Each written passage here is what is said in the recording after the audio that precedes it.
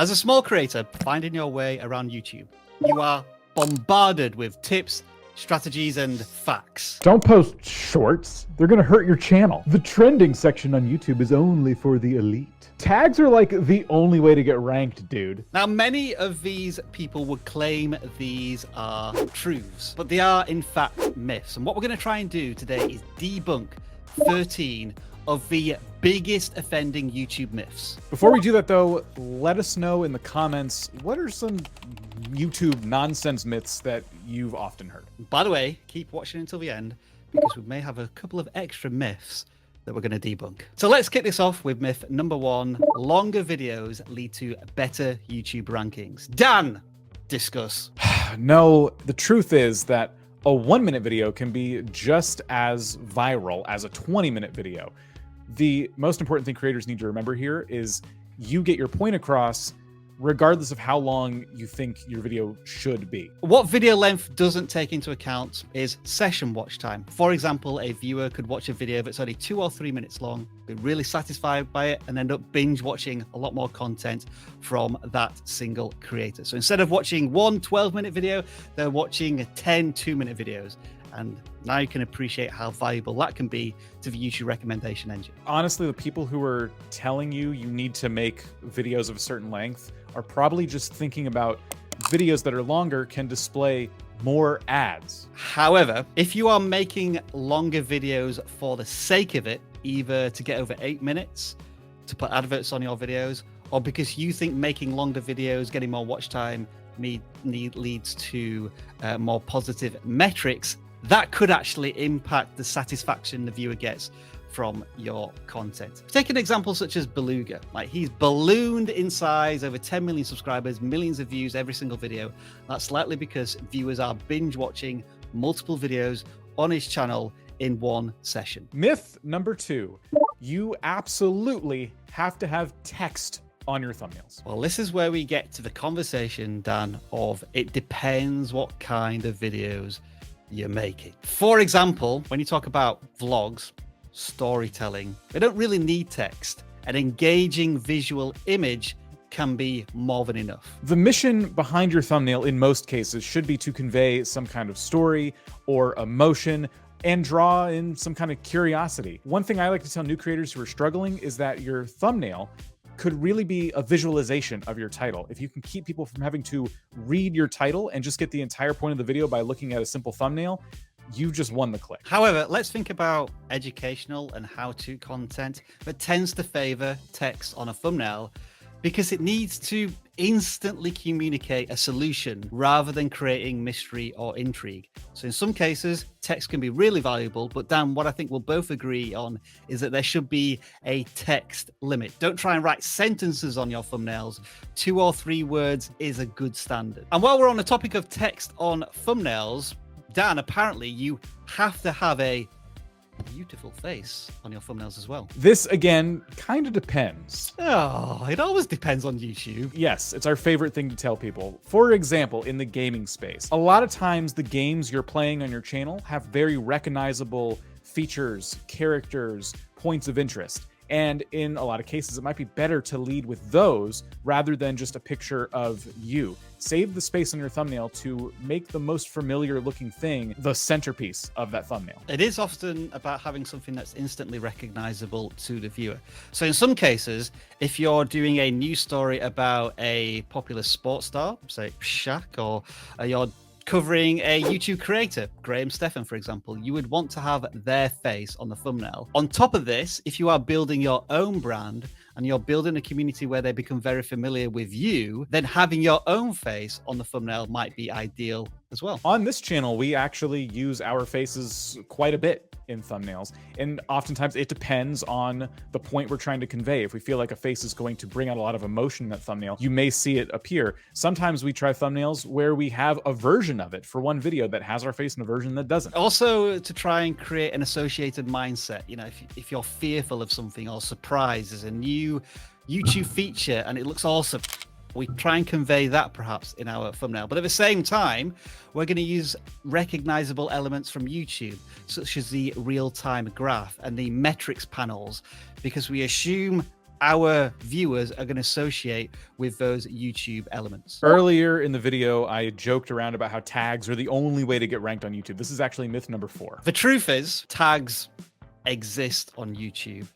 And that's pretty much it. If you're worried about the myth of YouTube tags, then you're worried about the wrong things. 99% of your optimization efforts and strategy should be guided towards the thumbnail and the title. YouTube themselves has said multiple times now that the tags are a great place to include common misspellings for maybe the keywords that you're trying to rank for. We've seen many examples on YouTube where larger creators now are just not even bothering with tags because they know their audience, they know they're going to turn up and watch their content. The smaller channels, education channels, they may still be using tags because it provides the creator with some education for themselves in terms of keyword research, and they're just including that keyword research in the video tags.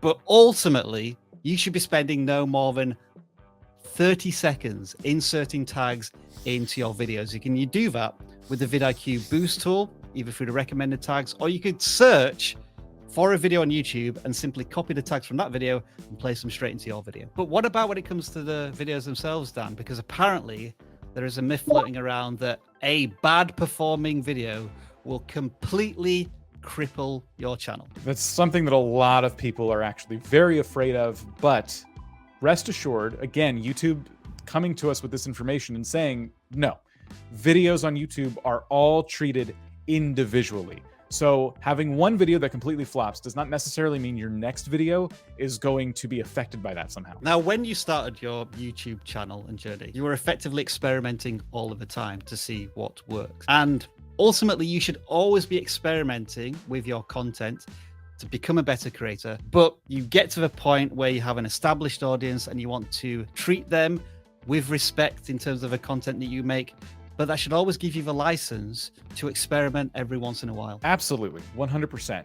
But a lot of creators make this mistake of experimenting a little too much. So just as a counterpoint, you don't want to be experimenting with random types of videos day in and day out. Every creator should really practice having some level of consistency in their content. Posting once a day consistency. I'm talking about the consistency of the topics that you cover on your channel. They should always appeal to the same audience because at the end of the day, you're here on our channel to get more subscribers. And if you want to build up those returning viewers, you're really going to have to make videos that they're going to want to keep coming back for. Now, over time, if a pattern develops that the videos that you make are not appearing in a viewer's watch history anymore, then the YouTube recommendation system is maybe going to start to think that the viewer needs to be shown other videos to watch. So that could impact the distribution of your content. So you do need to be aware of that. Now, and as an example of when we made content that we knew wasn't going to perform well, back in February, when the conflict in Ukraine began,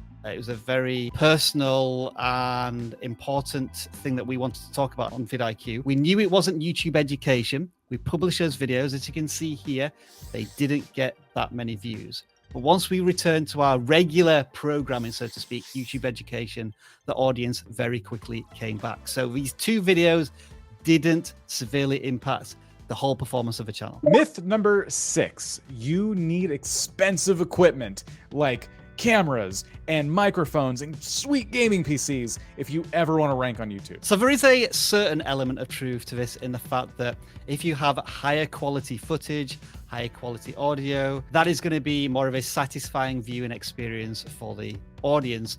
But that shouldn't be seen as a mandate for what you must improve indefinitely on your channel. So would you say that in certain topics, maybe this is more important than others? For example, if you're a tech channel, I think I would expect somebody reviewing high-end tech products to have some high-end tech themselves, meaning I want to see nice, clean shots, minimalistic design in their offices, and I want some high-quality audio. Yeah, it's similar with like a photography channel as well. You would expect the thumbnails to be of a very high standard. But let's switch this to a vlogging channel. They're likely filming in a very spontaneous way where they don't have time to think about shot composition, lighting, and perfect audio environments. You know, they're running and gunning. The story is what's important there, and the experience far more than any of the production values. It's a much more raw viewing experience, which a viewer likely appreciates. One thing I'm always reminding creators of, just while we're on this subject, is that nobody knows that you have amazing production quality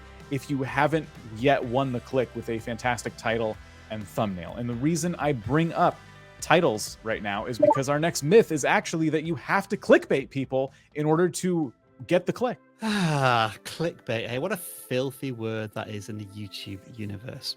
The truth is, the concept of clickbait is misinterpreted.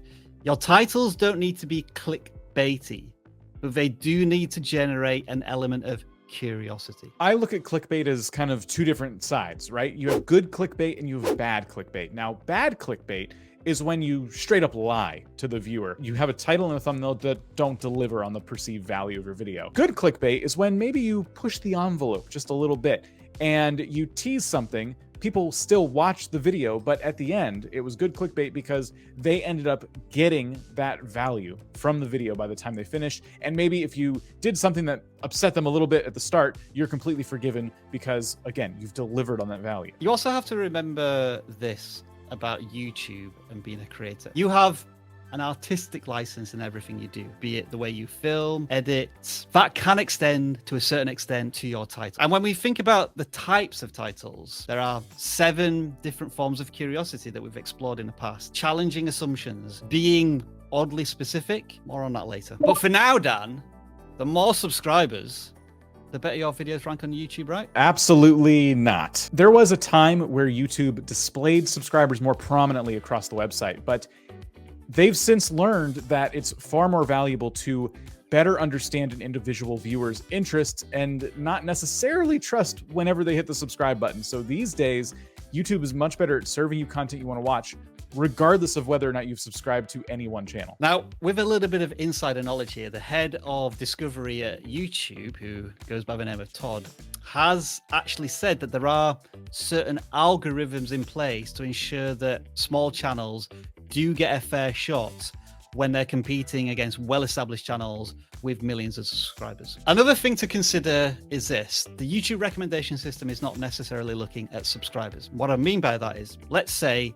somebody subscribes to your channel and then doesn't watch anything for 6 months, whereas another viewer watched something from you a few days ago. Who is YouTube likely to suggest that video more to?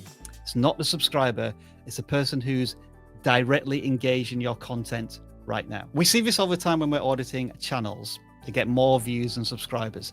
And this is where YouTube has successfully tested it with the core audience on the channel. And now they're testing it with new audiences and they're getting positive signals, and it builds up that snowball effect of more viewers being shown your content. Speaking of content and subscribers, you actually, I don't know if you knew this, Rob, you have to have like a ton of videos if you want to actually start getting subscribers in the first place. Really? Is that true? That's a thing. I question that. You could make 100 terrible videos, and then on video 101, you're still going to get no views and no subscribers. And let's be honest about this, Dan. We've seen this repeated so many times with Let's Play gaming channels who fall into that trap. On the other hand, we've seen examples of channels that have made 1 or 2 videos and already they're getting thousands of subscribers and millions of views. In fact, quite recently, during one of our live streams, we audited a channel that on their very first video eventually hit 500,000 views and counting. Now, we can see this using our own vidIQ historical data tools. It does take them a little bit of time to kind of get up and running, but eventually YouTube finds an audience, again, for their first video, and it's still getting views even today. Speaking of first videos or videos hurting the channel, what about YouTube Shorts? They're bound to hurt my channel, right, Dan? You do not want to be making YouTube Shorts unless you want to miss out on a great opportunity to get a lot of views and not harm your channel. I don't know where this is coming from. YouTube Shorts, I like to think, kind of live in their own little bubble on your channel. And that's actually been confirmed a little bit by YouTube. In a recent talk, they explained that when somebody watches a lot of YouTube Shorts from a content creator, YouTube doesn't necessarily automatically recommend the long form content from that creator. And that's a challenge that YouTube are trying to deal with, the relationship between different viewing experiences. Eventually, YouTube are going to bridge that connection, but for now, this is why you could get millions of views on shorts and then hardly any views on long form content because the recommendation system just isn't up to speed yet. Ultimately, if this is something you're concerned about, you can do one of two things. Either you can make sure that your YouTube shorts and your long form videos always appeal to the same exact type of viewer. Or of course, you can make a whole separate channel and just put your shorts on that one. And once you do that, in either case, you're going to get probably a lot of views. And everybody knows, Rob, that you have to get a lot of views if you want to make literally any money at all on YouTube. It's the only way to make money. The smart business-minded creator will tell you that's completely false. While you can make money from views on your videos through adverts, it is a small trickle of passive income. Very easy to set up, but you're really missing out on many, many more business-making opportunities on your content and channel. There's a lot of ways. I mean, you could be getting brand deals. You could be doing some affiliate marketing. You can have sponsorships. You can even start your own YouTube membership program. So it sounds like, Dan, there's plenty of ways to make money on YouTube, but this is all tied into a subscriber count, yeah? No. The number of subscribers you have on YouTube, well, I mean, past getting 1,000 subscribers and reaching the monetization goals, has no effect on the money you're going to bring on your channel. Indeed. It's more to do with the views when we talk about ad revenue. But on top of that, you have to start to learn CPM. The amount you make per 1,000 views is influenced by the topic you're making videos about, where those videos are being watched, and the time of year. Subscribers and money aside, you need to worry about having the biggest numbers across your channel. You need a lot of subscribers, you need a lot of views, you need a lot of everything if you actually want to be a successful influencer on YouTube. Isn't that right? Nope, not true. There are tons of opportunities regardless of your subscriber size. You're right. Fine, I concede. Listen, smaller channels can make money on YouTube even before they get monetized, as we kind of discussed a little bit earlier. Recently, we spoke to a creator who had just monetized, but then they landed their first brand deal that earned way more than all of the ad revenue they'd earned in about 6 months. And that's because they pitched themselves to the right brand, knowing the problems that they could solve for their audience. Okay, because we like you and you did stick around to the end, we're actually going to give you a few bonus myths. I was ready to clock off, but all right, Dan, let's look at this myth. You never appear in YouTube trending because it's a place reserved for high-profile elite creators. So this is something that creators are actually really annoyed by. They go into the trending sections and they see late-night talk show clips and high-profile music artists taking over these spaces. But if you dig a little bit deeper, you can actually find sections that YouTube has laid out on their own that feature creator on the rise and artist on the rise. So there are spaces for smaller channels to make their way into the trending sections on YouTube. And related to those trending sections on YouTube, another myth we see a lot is that you have to actually publish your video at a certain time. That's the reason you're not getting into those trending sections. Come on, Dan. YouTube's not that antiquated. It's not looking at the video content once every 24 hours. It says it on the script. No, the script is wrong. The truth is the trending list is revised every 15 minutes. So that means that you can publish your video at any point in a day, and if it's being picked up by a large audience, it could start to trend. So the key thing here is to publish your content when your viewers are online, not at midnight when you think YouTube trending is just going to start checking the videos to see what's going on. Okay, now earlier you had said we were going to talk about something else. Is that another myth or something? Because you just completely blew everybody off. It's not another myth. We were talking about titles, and I teased these 7 stages of title curiosity. And so if you want to learn more about writing fantastic titles and a tool that's going to help you automatically generate them, then I suggest, Dan, let's do this together. Point here and watch this video.